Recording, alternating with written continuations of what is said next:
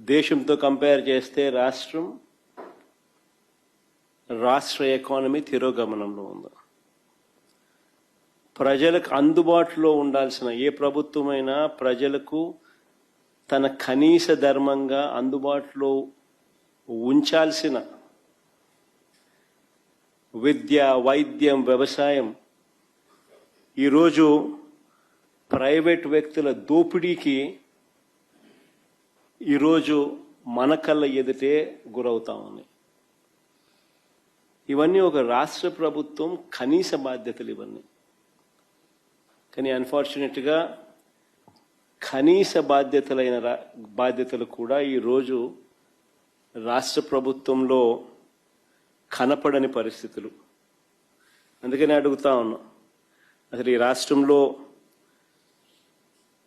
పాలన అనేది సాగుతూ ఉన్నది ప్రజల కోసం సాగుతూ ఉందా, లేకపోతే దోపిడీదారుల కోసం ఈ పాలన సాగుతూ ఉందా అన్నది నిజంగా అర్థం కాని విషయమే. ఒక క్వశ్చన్ మార్క్.